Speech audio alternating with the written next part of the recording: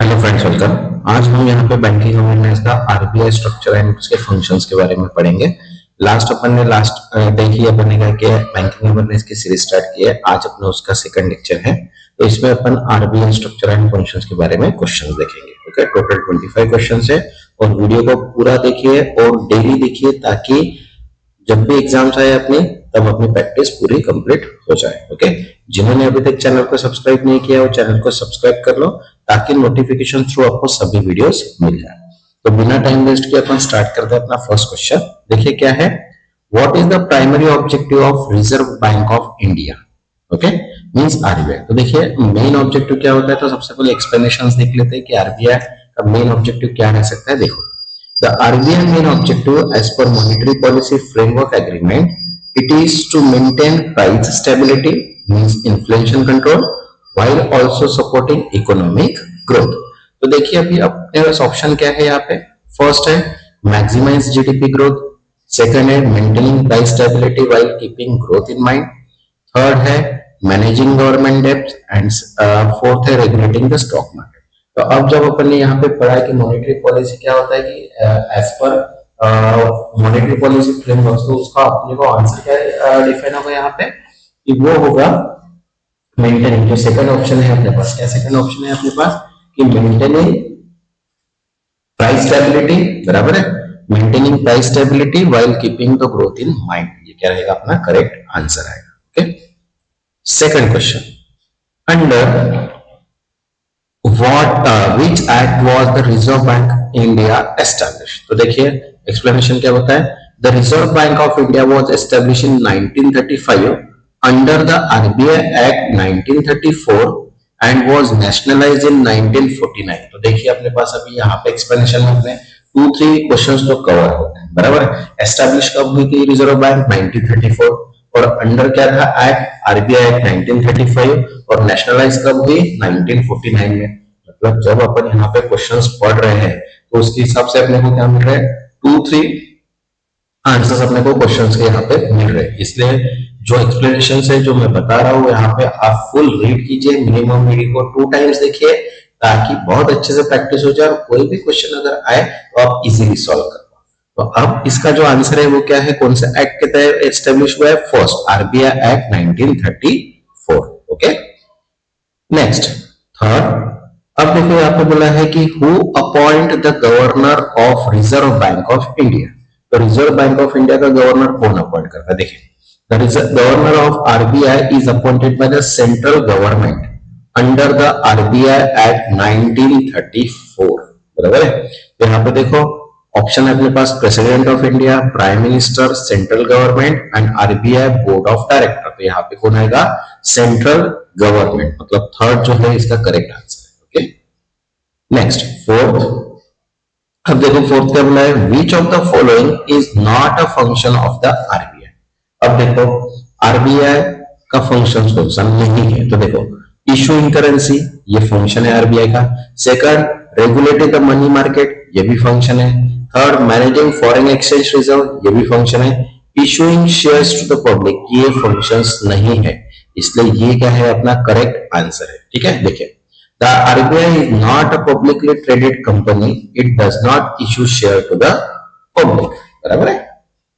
Next fifth, what is the tenure of the governor of the RBI? तो RBI का governor का tenure कितना होता है? तो देखो the governor of RBI is appointed for the tenure of 4 years, but it can be extended by the government। तो यहाँ पे आंसर कितना आएगा? 4 years। Okay, next 6, which committee recommended for the formation of the RBI? तो देखिए the Hilton Young Commission 1926 recommended the establishment of the RBI। तो यहाँ पे क्या आएगा आंसर? देखो नरसिम्हा कमेटी लिखा है, हिल्टन यंग कमीशन है, चक्रवर्ती कमेटी एंड बेसल कमेटी है। तो आंसर क्या आएगा यहाँ पे? Second, Hilton young commission. Okay, next 7, Which of the following is not an instrument of monetary policy? देखो CRR होता है, कैश रिजर्व रेशियो भी होता है, SLR भी होता है, स्टैट्यूटरी लिक्विड रेशियो होता है, एक जीएसटी है, good and service tax, and fourth है रेपो रेट। तो रेपो रेट भी होता है लेकिन जीएसटी नहीं होता, मतलब कैश रिजर्व रेशियो भी होता है, स्टैट्यूटरी लिक्विडिटी रेशियो भी होता है, रेपो रेट भी होता है, लेकिन जीएसटी ये फंक्शन मॉनेटरी पॉलिसी नहीं है। देखो, good service tax, GST is a tax, non monetary policy tool, बराबर है। RBI control inflation and liquidity of CRR means cash reserve ratio, SLR statutory liquidity ratio and repo rate. Okay, next 8, the Reserve Bank of India controls the supply of money in the economy through which of the following mechanism? Okay, तो अब देखो यहाँ पे क्या बोला है कि RBI control money supply through monitor policy while fiscal policy is managed by the government, बराबर। तो अब इसका आंसर क्या आएगा, देखो मॉनिटरी पॉलिसी लिखा है, फिस्कल पॉलिसी लिखा है, trade policy and industrial policy. तो यहाँ पे आरबीआई कंट्रोल करता है सप्लाई ऑफ मनी के थ्रू मॉनिटर पॉलिसी, इसलिए आंसर क्या आएगा यहाँ पे मॉनिटर पॉलिसी, बराबर है। क्योंकि ये देखो एक्सप्लेनेशन पढ़ रहे तो 2-3 क्वेश्चंस कवर होते ही जा रहे हैं अपने। Okay, next 9th, which committee recommended the creation of monetary policy committee means MPC? Okay, तो देखिए यहाँ पे एक्सप्लेनेशन में दिया है, Urjit Patel committee 2014 recommended for the formation of monitor policy committee. तो यहाँ पे देखें फर्स्ट ऑप्शन अपने पास उर्जित पटेल ही है, तो इसका आंसर क्या आएगा Urjit Patel. Okay, next 10th, अब 10 देखो यहाँ पे क्या बोला है, the Reserve bank of India is the lender of last resort for which of the following. तो देखिए यहाँ पे 4 ऑप्शन है अपने पास, commercial bank, insurance company, stock broker and mutual fund, बराबर है। तो यहाँ पे जो कमर्शियल बैंक है, एक रिजर्व बैंक का है, is a lender for last resort. तो देखो when bank face financial crisis they can borrow from the RBI as the lender of last resort, मतलब कमर्शियल बैंक क्या करती है आरबीआई से बोरो करती है। ओके, नेक्स्ट 11, अब देखो यहाँ पे क्या है, what is the maximum limit of the inflation target set by RBI under the monetary policy framework. Okay, तो यहाँ पे देखो as per monetary policy framework agreement 2016, okay, the RBI aim to keep inflation at 4% with a tolerance band of ±1%, that is 2 to -6%। Okay, तो यहाँ पे जो answer आएगा वो क्या आएगा, अभी यहाँ पे 4 + 1 - %, मतलब ए जो रहेगा इसका correct answer. Okay, next 12th, which of the following is not a function of RBI?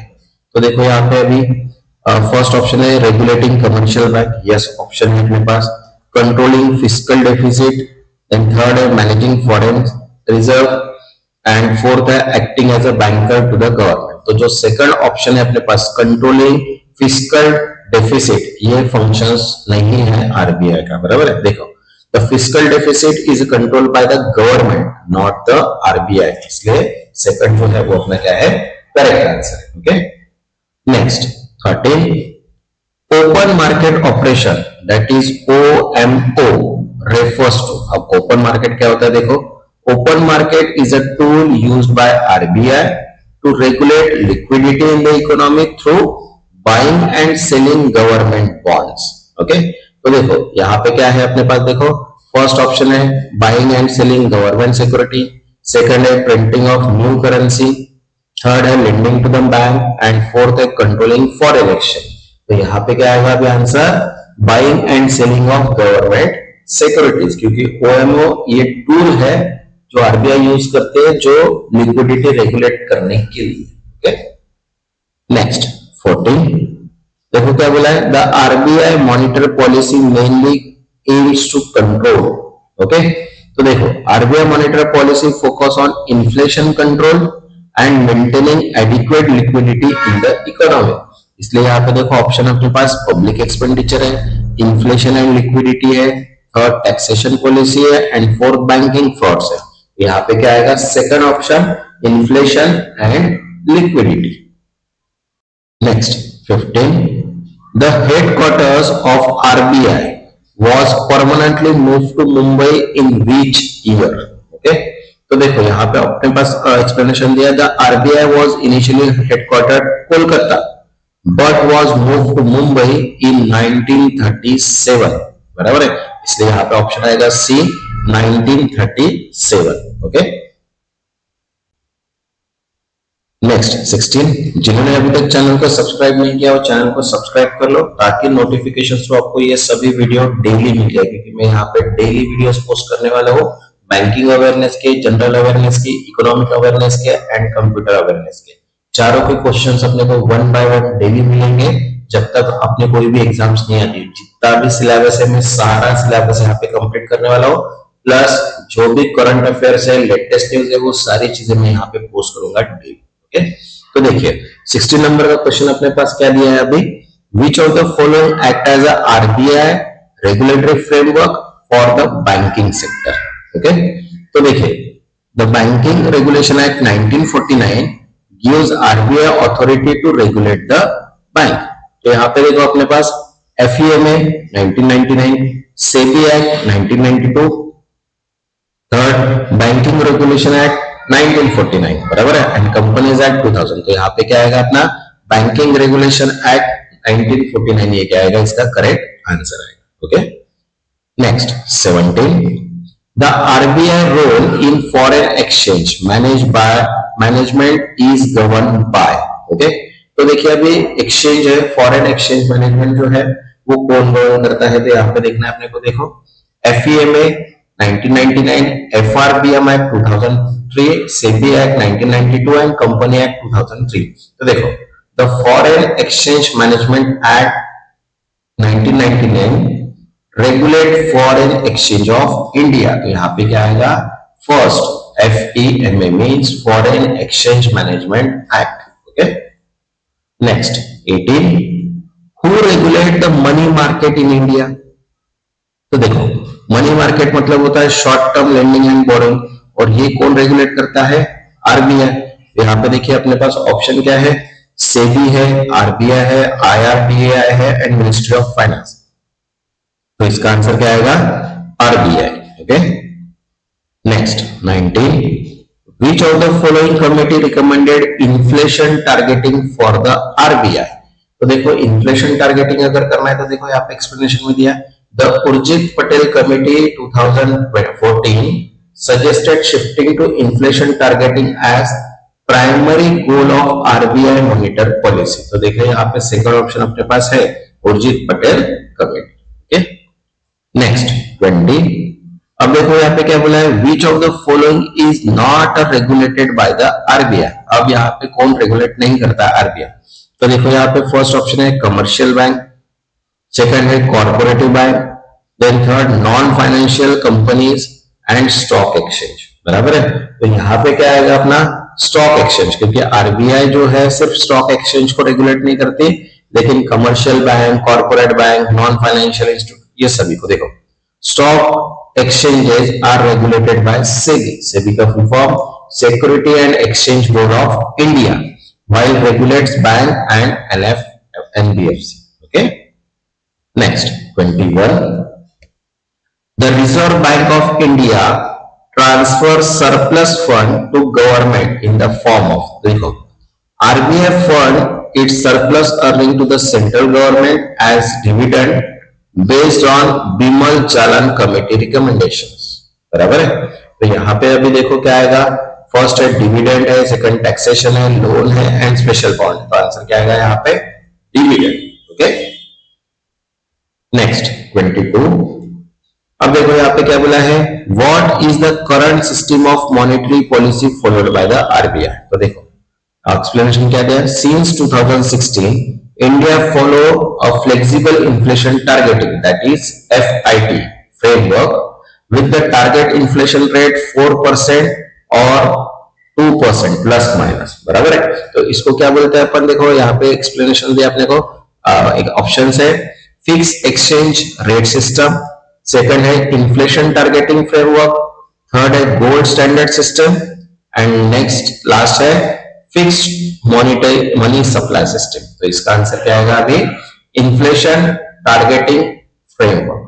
Okay, next 23rd, देखो अभी क्या बोला है 23rd में कि which of the following rate is not decided by RBI. तो देखो यहाँ पे repo rate, reserve repo rate, CRR, ये तीनों जो है वो आरबीआई ही डिसाइड करती है, लेकिन कॉर्पोरेट टैक्स रेट जो है वो आरबीआई डिसाइड नहीं करती। तो देखो corporate tax rate is determined by the government of India, while repo rate, reserve rate and CRR are set by RBI. Okay. Next, 24. Which of the following is not a qualitative tool of monetary policy? तो देखो यहाँ पे देखो repo rate is a qualitative tool. Qualitative tool include credit rationing, moral suasion and margin requirement. तो देखो अपने पास option है credit rationing, moral suasion, repo rate and margin requirement. तो इसका जो आंसर आएगा वो क्या आएगा अपने पास रेपो रेट। रेपो रेट जो है वो क्या है क्वांटिटेटिव टूल है, नॉट अ क्वालिटेटिव टूल, बराबर है। और अपने को यहाँ पे मॉनेटरी क्वालिटेटिव टूल पूछा है, तो क्वालिटेटिव टूल बाकी सब है, लेकिन जो रेपो रेट है वो क्वांटिटेटिव टूल है, not a qualitative. Okay, next 25, which of the following instrument does RBI use to inject liquidity into the economy? तो देखिए अभी अपने पास क्या बोला है, a lower repo rate make borrowing cheaper, leading to higher liquidity in the economy. Okay, तो देखो यहाँ पे क्या ऑप्शंस दिए, increasing CRR, selling government securities, third reducing repo rate and fourth है increasing SLR। तो यहाँ पे क्या आएगा रिड्यूसिंग रेपो रेट, बराबर है। देखो lower repo rate make borrowing cheaper, बराबर है, इसलिए इसका आंसर क्या आएगा रिड्यूसिंग रेपो रेट। नेक्स्ट जो वीडियो रहेगा वो अपन इंपोर्टेंट प्लस एक्सपेक्टेड सो लेंगे, क्योंकि अपन ने बीओबी एसओ, देन उसके बाद CBI ZBO, UCO bank LBO and then उसके बाद अभी सीबीआई की जो वैकेंसीज निकली है क्रेडिट ऑफिसर, उन सब की अपन यहाँ पे सीरीज यहाँ पे क्रिएट करने वाले। तो जिन्होंने अभी तक चैनल को सब्सक्राइब नहीं किया वो चैनल को सब्सक्राइब कर लो, ताकि नोटिफिकेशन थ्रू आपको सभी के सभी वीडियोस मिल जाए। तब तक के लिए थैंक यू।